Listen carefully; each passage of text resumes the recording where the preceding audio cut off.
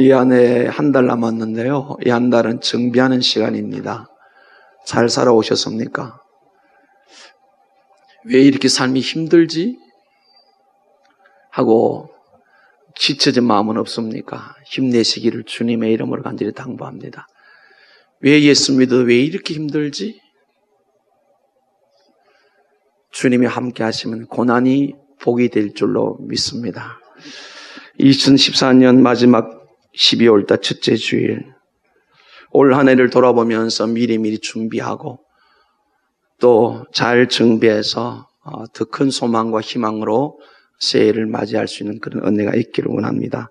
이 한 해를 돌아보면서요, 성도들이 보통 두 가지 반응을 해요. 첫째는 하나님 죄송합니다. 열심히 살려고 했는데 그렇게 못 살았네요. 그냥 이제부터는 좀 조용히 있으려고 그럽니다. 이렇게 반응한 사람이 있는가 하면은 하나님 참 죄송합니다. 미안합니다. 그런데요, 원래까지는 잘 못했는데 내년엔 좀 잘해보겠습니다. 하나님이 이 두 반응 중에 어떤 반응을 더 좋아하실까요? 조용히 좀 지내려 합니다. 아니요, 하나님 다시 한번 힘내해볼게요. 좀 도와주세요.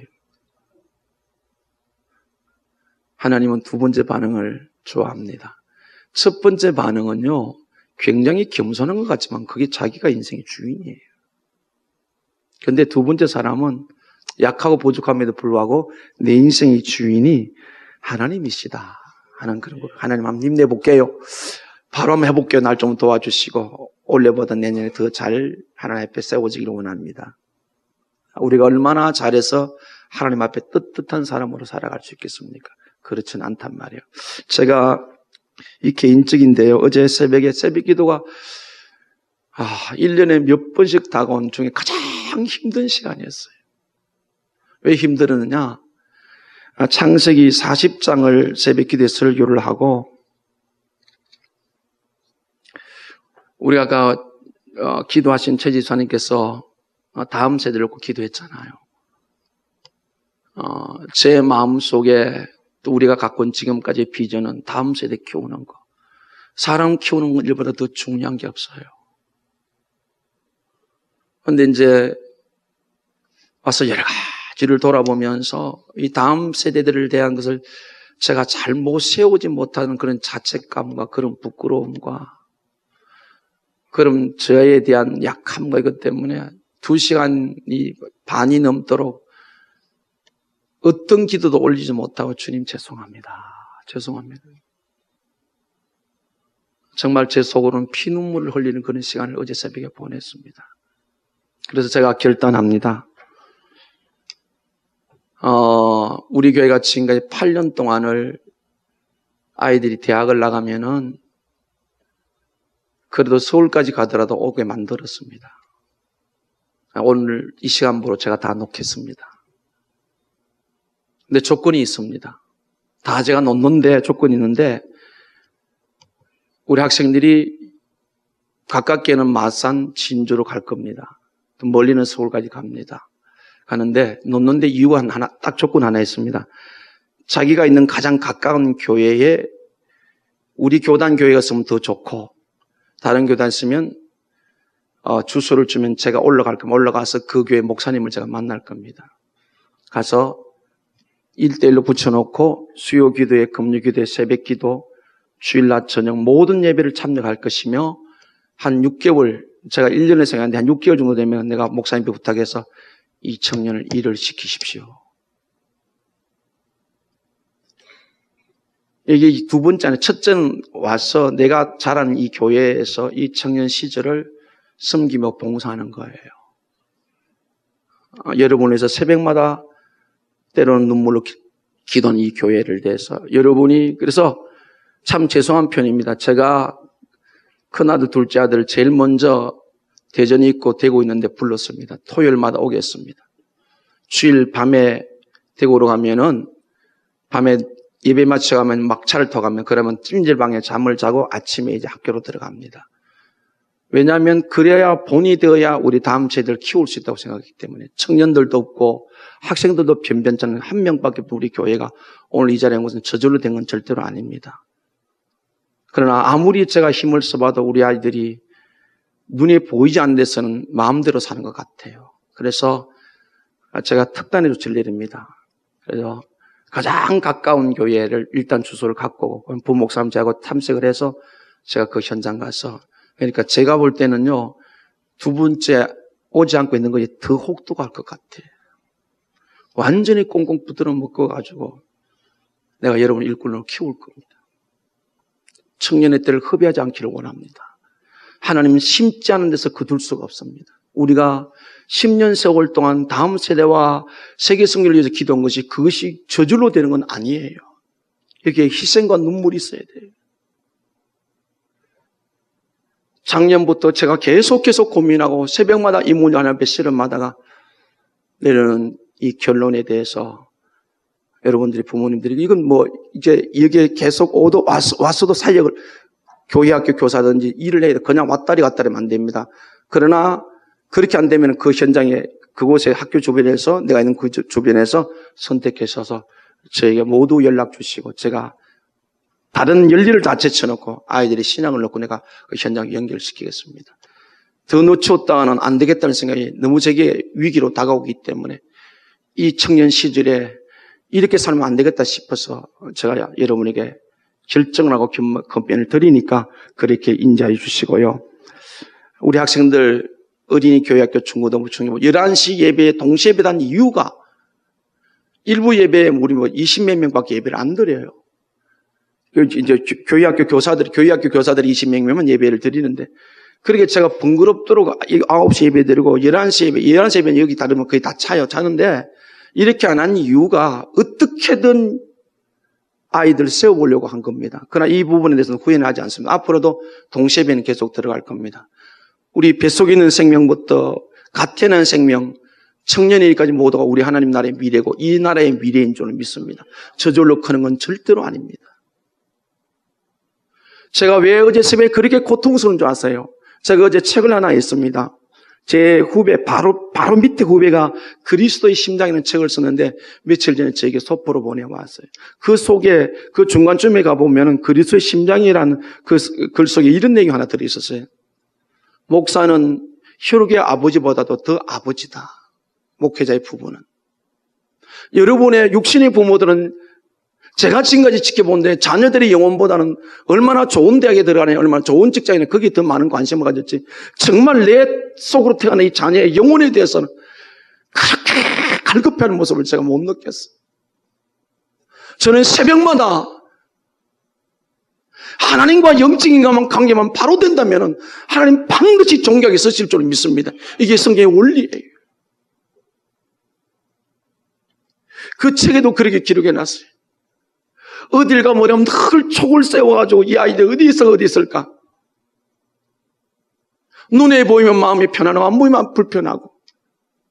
그게 목사의 마음이, 이게 애비 마음이라고 그랬어요. 그래서 바울은 말합니다. 그리스도 안에 일만 서성은 있으나 애비는 적다 그랬어요. 그래서 저는 믿습니다. 우리 꿈과 산행 위해서 이 땅에 이 민족 가운데 세계 가운데 반드시 하나님의 이름을 높여드릴 하나님의 사람들 세워줄 줄 믿습니다. 오늘 잘 들어보십시오. 그게 가능한지. 그래서 하나님과 영적인 바른 관계가 맺어진다면 그가 어떤 모습으로 이 땅에 태어났든지 송명희 시인같이 자기 몸 하나 간수할 수 없는 그런 뒤틀린 몸으로 태어났지만 전 세계를 다니면서 복음을 전하는 하나님의 사람이 된 줄로 믿습니다. 하나님과 바로만 맺어진다면, 하나님 앞에만 선다면 우리의 선처적인 어떤 조건과 상관없이 하나님께서 그 오른손을 붙들어 우리 다음 세대 생애를 쓰시고 우리 생애를 쓰실 줄로 믿습니다. 제가 늘 웃고 다니니까 그러나 속으로 늘 아프고 힘들어요. 우리 아이들을 바라보면서. 한순간도 잊어본 적도 없고 어디 가도 우리 다음 세대 생각하고 삽니다. 우리 기성세들 좀 그렇게 우리 다음 세대 영혼을 위해서 울고 또 그들을 위해서 우리가 투자하고 근신에 있어서 우리가 떠난 이 자리에 우리보다 더욱 위대한 하나님의 사람들이 세워주시길 주님의 이름 완전 소원합니다. 돈도 명예도 다 떠나갑니다. 그러나 오직 남는 것은 하나님의 사람만이 남게 될 줄로 믿습니다. 무엇을 생각하고 무엇을 꿈꾸고 무엇을 바라보고 살고 있습니까? 하나님이 원하시는 것은 하나님의 사람을, 그 한 사람을 지금 찾고 계시는 줄로 믿습니다. 그 찾으시는 그 한 사람이 바로 우리 품 안에 있고 우리와 함께하는 우리 다음 세대들이 될 수 있기를 주님의 이름으로 간절히 소원합니다. 오늘 너무 많이 듣던 꿈쟁이 요셉이 이야기를 하려고 합니다. 타임머신을 타고 지금으로부터 3800년 전으로 돌아갈 겁니다. 그때 요셉이 만났던 하나님 요셉 앞에 서 있던 그 하나님이 바로 오늘 여전히 우리 앞에 서 계시는 줄로 믿습니다. 그때 하나님이 바로 오늘 우리 하나님이기 때문에 우리가 타임머신을 하고 3800년 전으로 돌아가서 그 현장 속에서 우리가 함께 그 속에 들어가서 어떻게 하나님이 역사하셨는지 그걸 찾아보려고 합니다. 그런데 이런 선입견이 딱 옵니다. 요셉은 특별한 사람이다. 이 선입견은 하나님이 주시는 성령의 감동이 아니에요. 사탄이 주는 생각이에요. 사람은 다 죄인입니다. 다 부족합니다. 야고보서 5장을 찾겠습니다.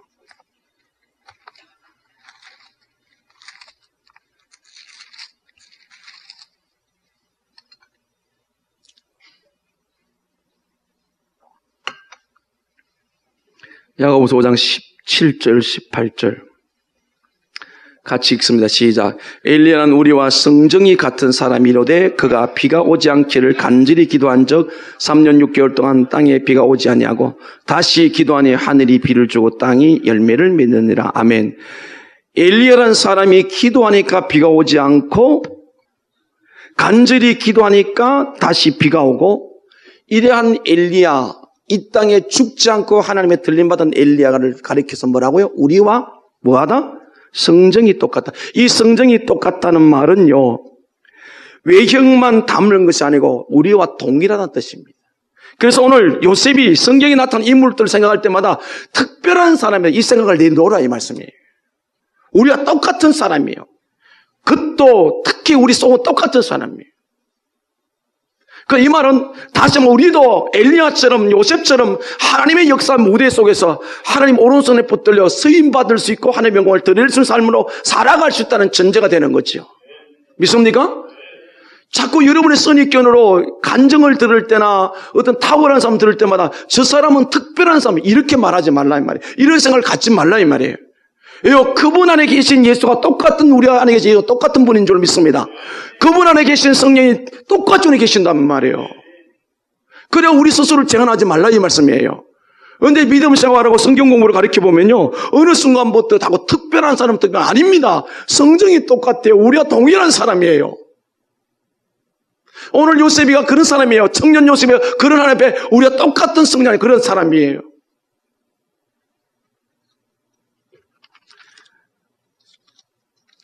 요셉의 인생 막이 1막, 2막, 3막이었는데 그 1막이 기재 아버지가 야곱인데 아버지가 12아들을 낳고 딸을 낳았는데 그 12아들 딸 속에 13명 속에 가장 사랑을 많이 받았어요.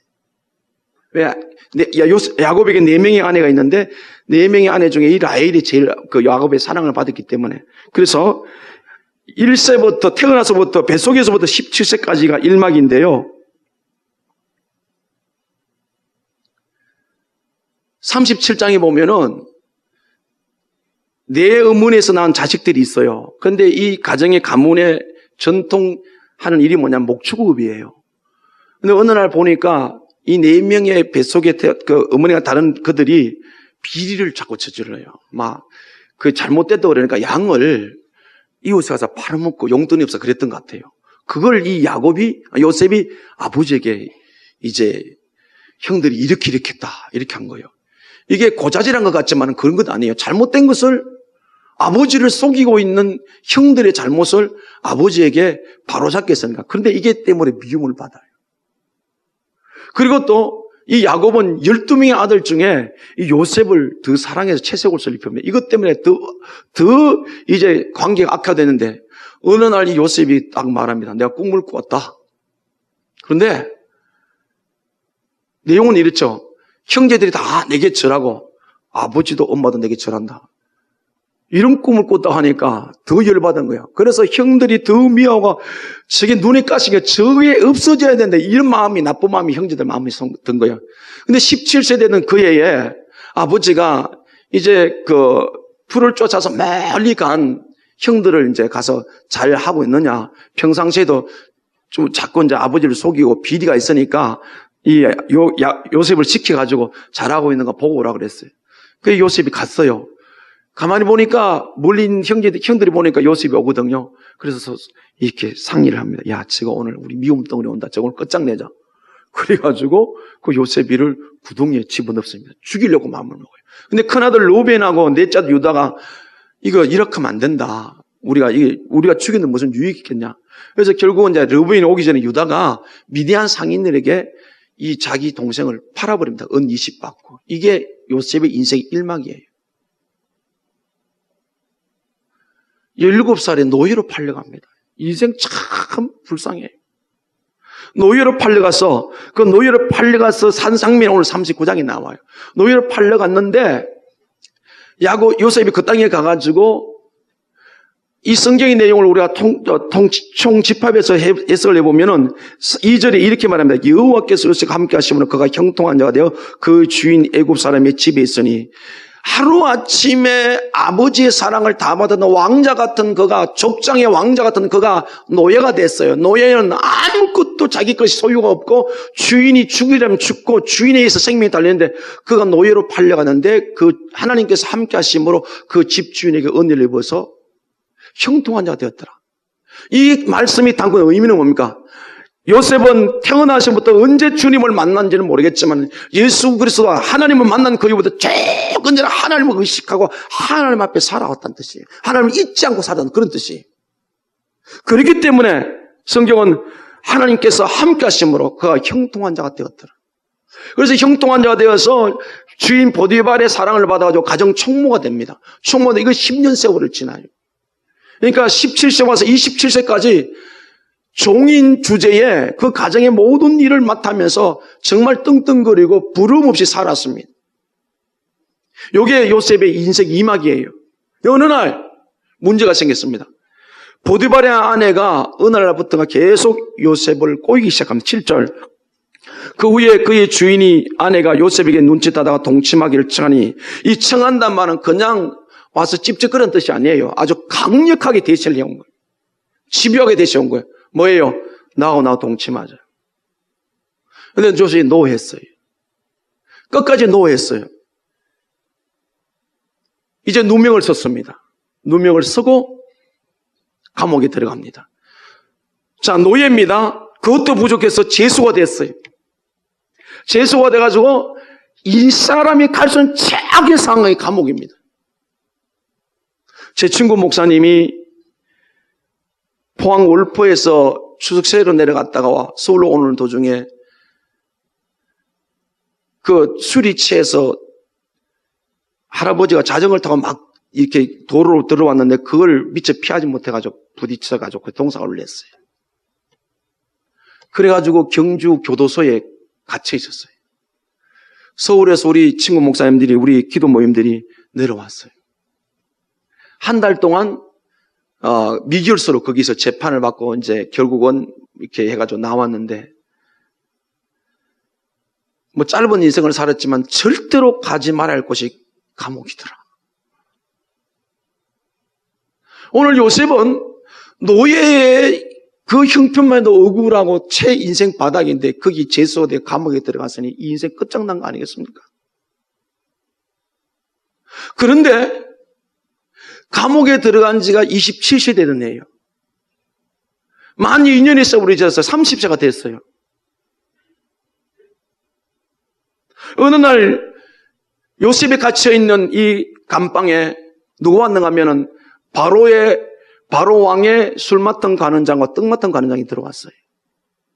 그래 와서 이 이야기 저해하는 어느 날 이 사람이 꿈을 꾸었어요. 40장 8절을 봅니다. 그들이 그의 이르되 우리가 꿈을 꾸었으나 이를 해석할 자가 없도다. 요셉이 그들이 이르되 해석은 하나님께 있지 아니하니까 청하건대 내게 이르소서. 이 관원장들 두 사람이 떡 맡은 관원장과 술 맡은 관원장의 꿈에 대해서 이 해석은 하나님이 한다는 거예요. 그러니까 내게 알려달라는 겁니다. 그래서 그 요셉이 이들 꿈꿈을 해석해 줬는데 술 맡은 관원장은 3일 후에 복직한다는 겁니다. 그럴 때 요셉이 확신을 가지고 당신이 복직될 때 내가 이 히브리 사람 속에 억울하게 갇혀있다. 그러니까 왕의 말해서 날 풀려나게 해라. 그런데 이 사람이 복직된 후에 까마득히 잊어버렸어요. 세월이 흘렀어요. 얼마 많이 흐르지 않나 한 1년쯤 흘렀을까요? 바로가 꿈을 꾸는데 희한한 꿈을 꾸었어요. 그래서 점술가들과 현인들을 불러왔는데 아무도 이 문제를 해결하지 못했습니다. 그때에 이 솔마탄 관원장이 나타나가지고 왕이여, 제가 죄를 짓지 않았습니까? 이 죄 때문에 감옥에 갔는데 거기서 내 꿈을 해몽해준 젊은 청년이 있는데 그 청년이 말한 대로 그대로 됐습니다. 그 친구를 불러보죠. 이렇게 된 거예요. 그래서 그 감옥에서 이제 불러냄을 받아가지고 바로 앞에 선 거예요. 그 바로 앞에 섰을 때에 15절 보십시오. 41장 15절입니다. 바로가 요셉에게 이르되 내가 한 꿈을 꾸었으니 그것을 개선한 자가 없더니 들은 적 너는 꿈을 들으며 능히 푼다 하더라. 16절 같이 읽고요. 요셉이 바로에게 대답하여 이르되 내가 아니라 하나님께서 바로에게 편한 대답을 하시리이다. 아멘. 바로의 이해는 점술가나 현인들은 어떤 특별한 꿈 해석에 대한 공부를 하고 연구를 해서 푼다고 했는데 이 요셉의, 청년 요셉의 해답은 내가 아닙니다. 하나님이 하십니다. 할렐루야. 지금 감옥에 갇혀 있는 그가 꿈을 통해서 역사의 중심으로 들어가는데 그 감옥에 들어갔던 것이 그 꿈에 대해서 그 꿈을 이루기 위한 바로의 궁중에 심장부로 들어가는 길이 됐다는 사실을 아마 이때까지도 그는 몰랐을 겁니다. 사랑하는 성도 여러분, 믿음 지키다 고난당하는 것 끝까지 인내하면 그곳에 하나님의 섭리가 있게 될 줄 믿습니다. 그래서 내가 아니다 그랬습니다. 아니다 그랬더니 이제 꿈을 이제 쭉 이야기한 거예요. 그래서 꿈을 설명했습니다. 그 꿈이 뭡니까? 7년 흉년이 드는데 풍년이 드는데 7년 후에 흉년이 드는데 풍년보다 더 험한 흉년이 들어서 견딜 수 없는 상황이 올 것이다. 그러니까 왕이여 속히 지혜롭고 명철한 사람을 선택해서 이 문제를 해결하라 그랬어요. 대신들이 모여서 상의를 합니다. 자, 이게 들어보니까 솔마탄 관원장 이야기도 같고 지금도 우리 이야기가 맞는데 이걸 어떻게 할까? 그러면서 모든 사람이 중지가 모여진 것이 그 사람, 그럼 이 요셉이 하는 사람, 이 청년이 하면 된다 하고 중지를 모으고 찾아왔어요. 이 37절입니다. 바로와 그의 모든 신하 이 일을 좋게 여긴지라. 38절 같이 읽고 시작. 바로와 그의 신하들에게 이르되 이와 같이 하나님의 영에 감동된 사람을 우리가 어찌 찾을 수 있으리요 하고. 아멘. 요셉의 해법은 지혜롭고 명철한 사람이면 이 문제를 해결할 수 있다. 그러나 그 그날 그 당대 최고의 나라는 애굽에서는 그 누구도 어떤 사람을 택고 이런 사람이 없는 거예요. 그래서 요셉에게 당신은 하나님의 영에 감동된 자, 이 말은 하나님의 영을 소유한 자의 뜻입니다. 그래서 당신이 이 문제를 해결할 수 있다는 겁니다. 여러분, 예수를 믿을 때 우리 안에 성령님이 들어와 계시는 줄로 믿습니다. 성령님이 지혜의 영이에요. 명철의 영이에요. 성령님은 하나님의 신인데 모든 걸 다 아십니다. 요셉은 내가 하는 것이 아니라 하나님이 해석할 것이고 하나님이 하실 것이고 나는 아무것도 아닙니다. 하나님이 하실 것입니다. 그게 내 안에 계신 성령님이 하실 겁니다. 했다는 그런 고백을 하니까 이 바로 왕이 너는 하나님의 영감을 가진 자다. 너는 하나님의 영을 소유한 자다.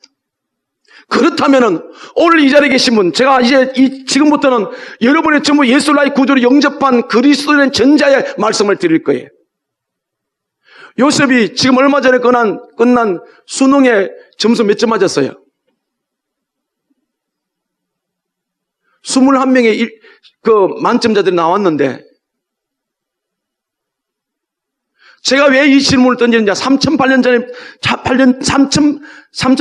전에 타임머신 탔는데 그때 하나님이 지금도 그 하나님이기 때문에 우리 안에 성령이 계심을 믿고 성령님이 우리 인생을 서면은 수능 만점 못 맞아도 하나님 쓰신다는 거예요. 원래 우리 교회에 2명의 이제 입시생들이 있었는데 대학을 들어갔어요. 제가 우리 교회 와서 10년째 접어드는데 그렇게 많지는 학생들이 있지만 수능 때만 되면 마음이 저립니다. 좀 잘하는 놈이 나와야 되겠는데. 그런데 이름을 드러낼 수 있는 사람은 아직도 없었어요.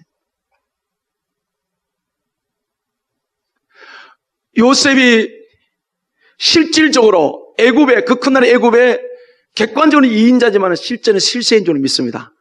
바로 왕이 반지를 빼 옥새를 줬단 말이에요. 모든 정권이 요셉에게 있어요. 그가 어떤 사람이었기 때문에?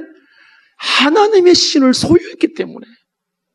성경은 우리에게 말합니다. 내게 능력 주신 안에서 내가 모든 것을 알 수 있다. 내 안에 하나님이 계심으로 우리는 모든 것을 알 수 있게 될 줄은 믿습니다. 문제는 그 하나님이 내게 어떤 수준에 있느냐 이 말씀이에요. 그래서 늘 가능성을 갖는 것은, 우리 다음 생각에 끊임없이 소망을 갖는 것은, 우리 자신도 마찬가지로 우리가 하나님의 신에 점령되면, 하나님의 성령의 통치를 받으면 여기에 탁월한 하나님의 사람들이 세워지실 줄은 믿습니다. 아멘. 우리의 선천적으로 다른 조건이 아니에요. 왜 우리가 지금까지 큰 소리 치며 살아왔습니까? 여전히 큰 소리 칠 겁니다. 왜? 하나님 우리와 함께 하시면 가능하기 때문에. 믿습니까? 이걸 여러분이 믿으셔야 돼요. 왜 예수를 믿어 제사함받아 영원히 지옥 간 상태에서 다시 하나님의 자녀의 청구하는 이걸 믿으면서 왜 삶 속에서 하나님의 영에 감동될 때에 탁월한 지혜와 명철로 말미암아 세상에서 최고의 1인자가 될 수 있는 이 길을, 이 삶을 왜 믿지 않느냐 이 말씀이에요. 왜 우리 스스로를 제한시키냐 이 말이에요. 왜 특별한 사람이라고 말하냐 이 말이에요. 요셉 안에 계신 성령님 우리 안에 여전히 동일하신 분으로 계시는 줄로 믿습니다. 그러면 우리 안에 계신 성령이 우리에게 치유와 명철을 주도록 그렇게 역사도 해야 될 우리에게 조건이 하나 있어요. 그게 오늘 우리가 들어야 할 말씀이에요. 하나님 앞에 서야 될 줄은 믿습니다. 하나님 앞에만 서면은 우리가 타고난 머리와 우리가 갖고 있는 탁월한 선천적인 조건이 아니라 예수 그리스도로 말미암아 우리의 모든 삶에 하나님이 형통케 하셨더라. 마지막에 설명을 드릴게요. 이 형통에 대해서. 이 형통케 하셨다는 말은 하나님이 성공시켰다. 하나님이 승리를 주셨다. 하나님 우리 인생을 쓰실 수 있도록 내어주는 것이 바로 하나님 앞에 서는 거예요. 저는 여전히 목회자가 아니라 여전히 꿈꾸고 소망합니다. 모세가 느보산까지 40년 동안 고생해서 가나안 땅 입구까지 왔습니다. 못 들어가고 죽었습니다. 그러나 모세에 관한 그 길까지 때문에 그 인생도 그 지도력도 승리한 줄로 믿습니다. 그 다음에 여호수아가 뒤를 이었어요. 우리는 영원히 이 땅에 살 수가 없어요. 우리는 살다가 언젠가 하나님 부르면 가야 돼요. 그러나 내 생의 마지막 순간까지 우리는 하나님의 신에 감동되어서 세상에 짓밟히는 존재가 아닌 세상을 정복하는 자로 살아갈 수 있는 그런 은혜의 자리에 있기를 간절히 소원합니다. 기독교 역사는 이렇게 왔어요.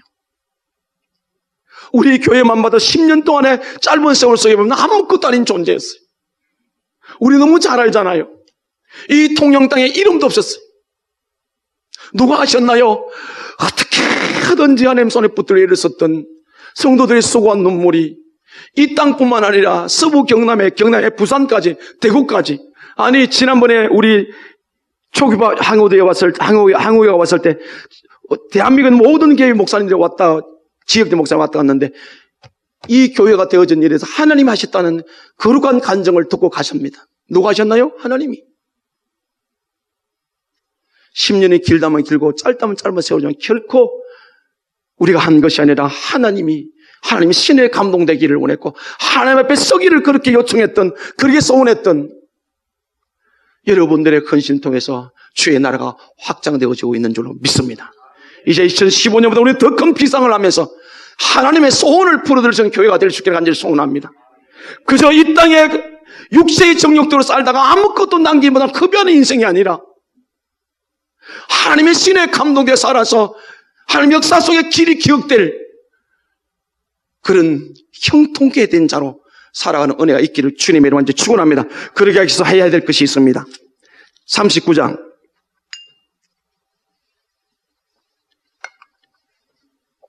9절입니다. 같이 읽어요. 시작. 이 집에는 나보다 큰 이가 없으며 주인이 아무것도 내게 금하지 아니하였어도 금한 것은 당신뿐이니 당신은 그의 아내임이라. 그러즉 내가 어찌 큰 악을 행하여 하나님께 죄를 지으리까. 아멘. 가정 총무가 되어서 보디발의 신분은 바로 왕의 경호실장입니다. 아주 막강한 권력이에요. 그러니까 그 집에 소위 개인 감옥까지 있었던 그런 아주 정권의 실체를 지고 있는 사람입니다. 그 보디발이 모든 고난을 다 줄 수 있었어요. 근데 이제 이렇게 지금 이렇게 요셉이 말합니다. 당신의 주인, 그러니까 보디발이 내게 금한 건 없는데 오직 이제 금한 건 당신밖에 없다. 아내니까 그런 고난이 있는 거예요. 근데 아내가 계속 동침하자고 하는 거예요. 하나님 앞에 불의하자는 겁니다. 불순종하자는 겁니다. 불경을 하자는 겁니다.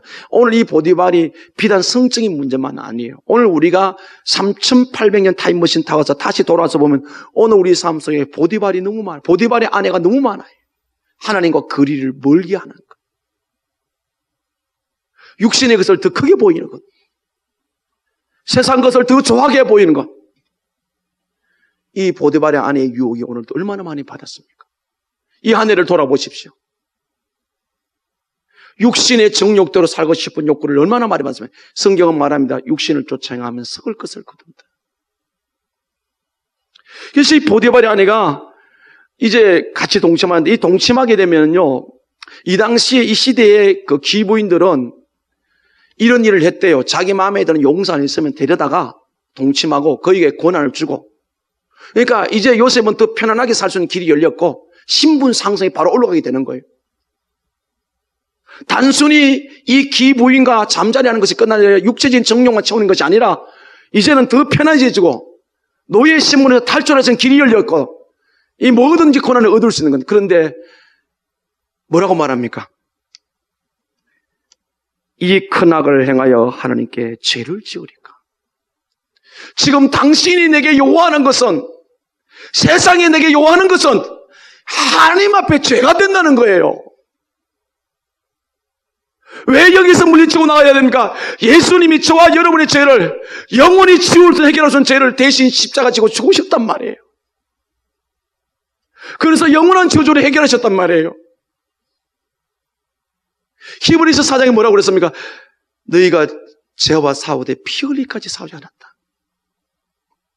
하나님께서 오늘 누구에게 성령의 충만함으로 지혜를 주고 이 세상을 지배할 능력을 주십니까? 죄와 싸워 이긴 사람, 육체의 요구 앞에 그걸 이긴 사람, 그 사람이 하나님 능력 주실 줄로 믿습니다. 성적이 다 똑같은 사람이에요. 똑같은 사람이에요. 오늘 이 자리에 계신 우리가 다 똑같은 사람이에요. 이 청년 요셉에게 전로의 찬사가 왔어요. 세상적인 전로의 찬사가 왔어요. 여러분이 이 아내를 돌아보시고 우리 청년 당신을 돌아보십시오. 얼마나 세상 것에 여러분의 인생을 허비했는지. 그 길은 절대로 사는 길이 아니에요. 육체를 쫓아 살아고 세상 기분을 쫓아 사는 그 길은 하나님이 노한 길이에요. 왜 이렇게 어리석나요? 사람이 안 본다고요? 이게 뭐라고 그래요? 이 집에 아무도 없다. 니하고 나가 둘밖에 없다. 그러니까 동침하자. 사람은 속일 수가 있어도 하나님은 속일 수가 없는 줄로 믿습니다. 하나님 앞에 선다는 그거예요. 부모도 속일 수가 있고 배우자도 속일 수 있고 형제도 속일 수 있고 목사도 속일 수 있지만 그러나 딱 한 사람 한 분 속이면 그분은 누구? 하나님이십니다. 아멘. 지금 요셉이 그 이야기하는 거예요. 이 집에 아무도 없다. 니만 나만 입 다물면 된다. 그러나 알든 모르든 내가 하나님 앞에 죄를 왜 지울 수 없다.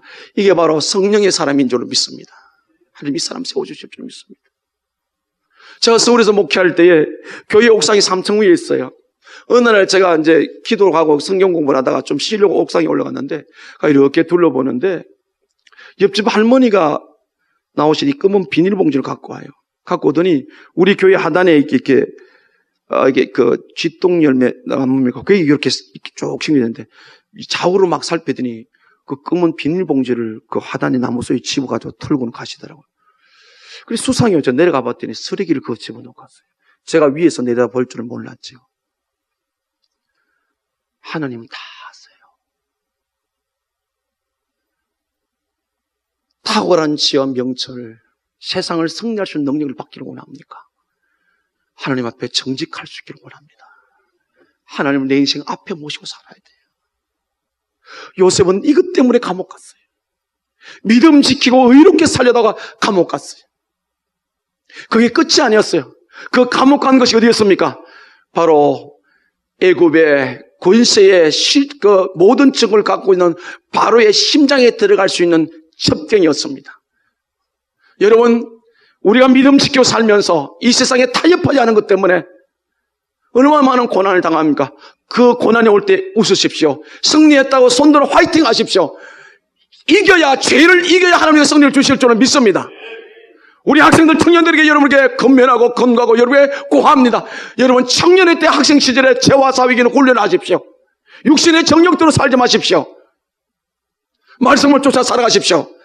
하나님의 여러분 인생 그 큰 능력 오른손으로 세워주시고 어떤 곳에도 굴하지 않는 하나님의 사람으로 세워주실 줄로 믿습니다. 자, 얘가 여기서 죄 짓지 않기 때문에 도망을 갔어요. 그래서 누명을 썼어요. 그 결과 어디 갔으면 감옥 들어갔어요. 20절입니다. 이에 요셉의 주인이 그를 잡아 옥에 가더니 그 옥은 왕의 제수를 가두는 곳이었더라. 요셉이 옥에 갇혔으나 여호와께서 요셉과 함께 하심으로 그에게 인자를 더하사 간수에게 은혜를 받게 하시며 아멘. 하나님이 믿음 지키다가 지금 감옥 간 거 다 알아요. 여기 중요한 단어가 하나 있는데 여호와께서 요셉과 함께 하시고 감옥 가도 하나님 함께 하신 줄은 믿습니다. 바다 저편에 자리를 펼지라도 사망이 엄청난 골짜기를 다닐지라도 내가 어디로 갈지라도 주님이 나와 함께 계시는 줄을 믿습니다. 그곳이 진정한 승리의 자리인 줄을 믿습니다. 그러면서 하신 말씀이 그에게 인자를 더하더라. 누구에게? 요셉에게. 이 인자를 더했다는 말은요, 고난 중에 하나님이 위로라는 뜻입니다. 왜 나만 받는 고난이라고 그럽니까? 믿음 지키다 받는 고난은 하나님의 위로가 더 넘칠 줄로 믿습니다. 그 어려움도 이기실 능력도 주실 줄로 믿습니다. 지금 그 이야기를 하나님 하시는 거예요. 그에게 인자를 더했다. 자, 이 세상이 점점 더 악해지고 있어요. 여러분, 기독교는 도덕과 윤리가 아닙니다. 도덕과 윤리가 상대적이에요. 내가 네보다 좀 낫다니 이게 뭡니까? 아니에요. 기독교는 하나님 법으로 지켜지는 삶인 줄로 믿습니다. 종교는 도덕과 윤리예요. 그건 니보다 내가 낫다는 거야. 죄 지은 인간이 나오면 뭐 얼마나 더 낫겠습니까? 요셉은 도덕과 윤리가 아니라 하나님의 법을 지키다가 감옥 들어갔어요. 그 고난 속에 있을 때 그 외롭고 고독한 최악의 노예였지만 노예인데다 더 그게 죄수가 되어 바다까지 갔지만 하나님께서 그를 위로하였더라. 그의 마음을 감동시켰더라. 이 아내를 어떻게 살아오셨나요? 그러면서 하나님이 이렇게 말씀하십니다. 23절 간수장은 그의 손에 맡긴 것을 무엇이든지 살펴보지 아니하였으니 이는 여호와께서 요셉과 함께 하심이라 여호와께서 그를 범사에 형통케 하셨더라. 아멘. 사랑하는 성도 여러분, 노예인데다 죄인데 감옥에 갇혔는데 뭐 형통할 게 뭐 있습니까? 여기 형통케 하더라. 형통이라는 단어는요, 성공하다, 번성하다. 이 찰자어란 단어가 그런 뜻입니다. 그런데 이게 성경에 54번이나 나오는데 오늘 본문에 쓰여진 이 찰자어, 형통이란 말은 하나님이 성공시켰다는 뜻이에요. 여러분, 이 세상에 성공하지 않은 사람이 어디 있어요? 기업을 10개라면 9개가 문을 넣고 1개인데 그걸 가지고 막 성공담에 떠드는데 하나님은 윈윈 10개 있으면 다 10개 다 하나님이 성공시키면 다 될 줄로 믿습니다. 그러니까 성도는 어떤 불황이 와도 하나님이 형통하면 감옥에 들었는데 형통케 하시잖아요. 하나님이 성공시켰다. 하나님이 승리시켰다. 누구에게? 하나님 앞에서 죄를 짓기를 거부하고 내가 어떤 대가를 지불하더라도 구속받은 하나님의 사람으로 믿음으로 살기 위해서 감옥을 선택한 그에게 하나님이 성공시켰다. 저는 우리 꿈과 사랑의 교회가 하나님이 성공시키는 사람들이 되기를 원합니다. 하나님이 승리하는 사람들이 되어지기를 원합니다. 제가 이렇게 우리 성도들 양육해 오면서 그런 모습들이 막 보여지기 시작해요. 그런 사람들이 있기 시작해요. 끝까지 방심하지 마시고 겸손해서 끝까지 하나님의 지켜서 하나님이 여러분의 인생을 계속 성공시켜서 세상 속에 하나님의 영광을 드릴 수 있기를 주님의 이름으로 간절히 축원합니다. 여기 하나님 앞에 섰다. 내가 여호와 앞에 죄 짓지 않게 해서 이 죄를 어떻게 내가 큰 죄로 하나님 앞에 죄를 지으리까? 이건 하나님 앞에 섰다는 뜻인데 하나님 앞에 섰다는 것은 성경에 보면요. 하나님 앞에 섰다는 뜻은 율법에 순종한 자. 하나님 말씀이 순종한 자가 하나님 앞에 서 있는 거예요. 지난 하늘을 돌아보며 우리 인생을 돌아보면서 수도 없이 불순종과 불경을 하지 않았습니까? 하나님이 돕고 싶어도 돕지 못한 자리에 들어가지는 않았습니까? 하나님이 성공시키고 승리를 시키시고도 우리가 불순종해서 그 자리에 들어가지는 않았나요? 오늘도 우리가 우리 손에 든 것이 아니라 여전히 소망을 갖는 것은 하나님 우리 인생 가운데 들어오셔서 우리를 성공시키면 될 줄을 믿습니다. 어떻게 해야 될까요? 죄와 싸워서 이겨야 될 줄을 믿습니다. 근데 이 이름이 우리에게 있나요? 없어요. 여호수아서 1장 8절에 한번 보십시다.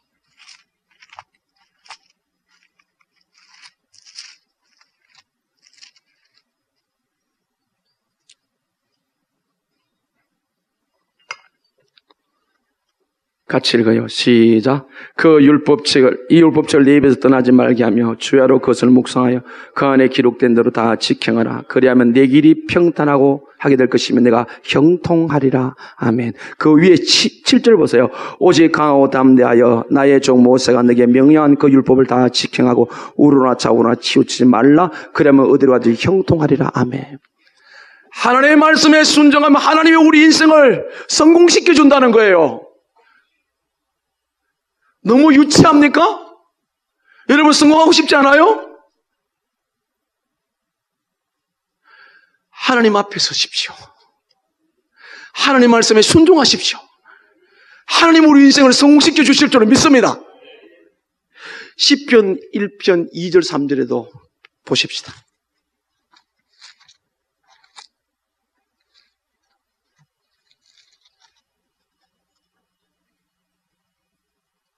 하나님 앞에 선 사람의 모습이에요. 2절 3절 같이 읽어요. 시작. 오직 여호와의 율법을 즐겨하여 그의 율법을 주야로 묵상하는도다. 그는 시냇가에 심은 나무가 철을 따라 열매를 맺으며 그 잎사귀가 마르지 않은 같으니 그가 하는 모든 일이 다 형통하리로다. 아멘. 주의 말씀을 주야로 묵상하면 하나님 말씀 곧 하나님이 있어요. 성령님이 있어요. 이걸 계속 생각하면 우리가 아닌 이 요셉처럼 이런 유혹 앞에서 지킬 수 있는 이 힘을 하나님이 주실 줄로 믿습니다. 우리의 의지는 못 이겨요. 그러나 일단 우리의 의지를 말씀에 굴복시킬 때 그때부터 하나님이 역사를 하는 거예요. 그가 하는 모든 행사가 다 형통하더라. 하나님이 성공시키더라. 하나님이 승리케 하시더라. 자, 이 말씀이 우리 안에 있을 때 어떤 일이 벌어지는지 보십시다. 시편 119편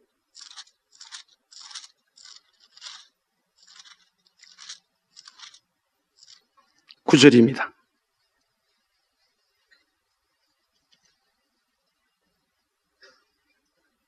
같이 읽어요. 청년이 무엇으로 그의 행실을 깨끗게 하리이까 주의 말씀을 따라 지킬 따름이다. 아멘. 요셉 청년이 죄짓지 않고 정결한 삶을 살 수 있는 비결이 뭐였습니까? 주의 말씀을 따라 삼가했다는 거예요. 그 다음에 11절 보세요. 같이. 내가 주께 범죄하지 아니하여 주의 말씀을 내 마음에 두었나이다. 아멘. 하나님은 죄를 짓지 않고 죄와 싸워 이긴 사람, 그 사람을 인생을 성공시켜 가는데 어떻게 할 때 주의 말씀을 내 마음에 둘 때 그 말씀이 나를 지켜주실 줄로 믿습니다. 여러분 매일 성경 읽나요? 얼마나 말씀을 가까이 하나요? 하루에 밥 3끼는 꼬박 먹고 간식도 먹고 배가 부르도록 드시면서 말씀을 얼마나 가까이 하나요? 얼마나 말씀을 묵상하나요? 오늘부터 시작합시다. 말씀을 더 묵상합시다. 암송합시다. 제가 성경공부 그룹반을 여러 번을 한 8반, 9반 생겼는데 암송을 시켜놓으면요 힘들어요. 근데 12가지 사고 또 시험을 치잖아요. 또 시험을 치면 어떻게 해요? 제일 이긴 사람 또 전심 사게 만들어요. 이놈의 교회가 뭐 이런 교회가 있니? 상조야지. 어쨌든 시켜. 왜? 두고 보자. 조금만 더 지나서. 왜? 그 말씀이 나를 이끌어가기 때문에. 할렐루야. 주의 말씀이 나를 죄짓지 않도록 나를 막아주시는 줄로 믿습니다. 디모데후서 2장 21절에 큰 집에 큰 그릇, 나무 그릇, 질 그릇, 은그릇이 있는데 주인이 쓰시는 것은 깨끗한 그릇이라 그랬어요. 금그릇, 은그릇, 타고난 선천적인 조건이 될 수가 있어요. 그러나 타고난 선천적인 조건이 아니라 주님 만날 그날부터 주 앞에서 자기를 깨끗게 한 사람. 무엇이 나를 깨끗게 한다고요? 주의 말씀을 따라 살면 내가 정결한 삶을 살게 될 줄을 믿습니다. 전도서 11장입니다. 오늘은 우리 모두가 들어야 되겠지만 특별히 저는 우리 학생들 청년들에게 고합니다. 정말 터지는 가슴으로 여러분에게 권면을 합니다. 전도서 11장 9절 10절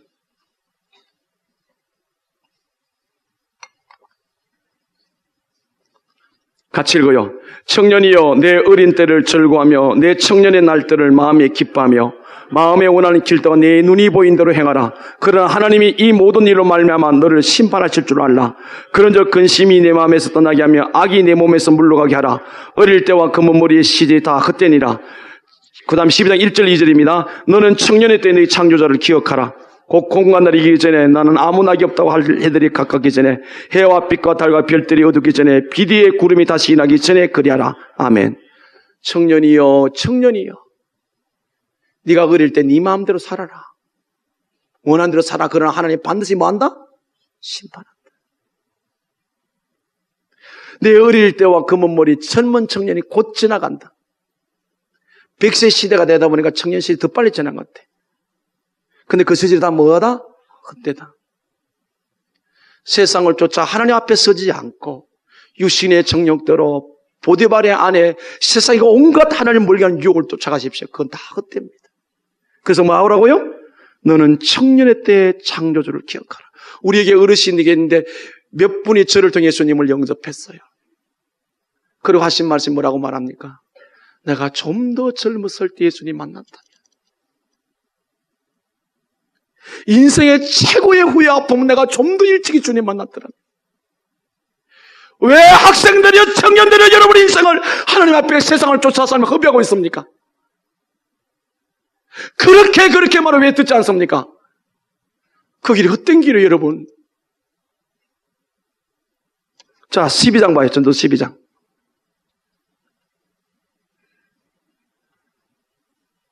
12절, 11절부터 봅니다. 지혜자들의 말씀을 말씀 찌르는 채찍들 같고 회중에 서성된 말씀들은 잘 박힌 목과 같으니 한 목자가 주신 바이니라. 같이 내 아들아 또 이것들로부터 경계를 받으라. 많은 책들을 짓는 것은 끝이 없고 많이 공부하는 것은 몸이 피곤하게 하니라. 아멘. 공부하지 말란 뜻은 아니에요. 하나님 말씀 없이 여러분이 아무리 공부해도 인생은 피곤할 수밖에 없어요. 여러분은 하나님 없는 노력은 인생은 피곤할 수밖에 없어요. 그러면서 13절 읽어요. 시작. 일의 결국을 다 들었으니 하나님을 경외하고 그의 명령들을 지킬 줄다. 이것이 모든 사람의 본분이라. 아멘. 하나님 앞에 선 사람, 하나님의 명령을 지킨 사람이 하나님은 그 사람 어떻게 한다고요? 범사에 형통케 하였더라. 하나님이 그 인생을 성공시켰었더라. 그 다음 14절 같이 읽어요. 시작. 하나님은 모든 행위와 모든 은밀한 일을 선악간에 심판하시리라. 왜 오늘도 우리가 두렵고 떨리만 하나님 앞에 써야 됩니까? 선악간에 다 심판한다는 거예요. 물론 예수님 믿었습니다. 아까 제가 전제했습니다. 그리스도인이라고 전제해서 말씀을 드렸는데 우리에게 정죄, 지옥의 심판은 없습니다. 그러나 삶의 심판은 반드시 있습니다. 하나님 앞에 서십시다. 시편 16장 8절을 마지막 결론의 말씀을 내릴게요.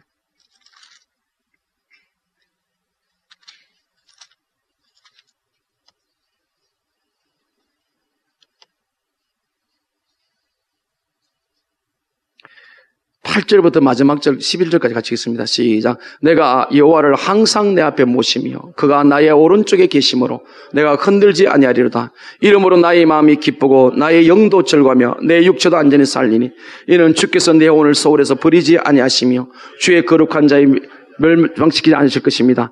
주께서 생명의 길을 내게 보이시니 주의 앞에 충만한 기쁨이 있고 주의 오른쪽에 영원한 즐거움이 나이다. 아멘. 그 9절에 나의 마음이 기쁘고 나의 영도 즐거워 내 육체도 안전히 살아. 이게 그럼 다 형통 아니에요? 어떻게 했을 때 8절에 답이 있잖아요. 내가 여호와를 항상 내 앞에 모시며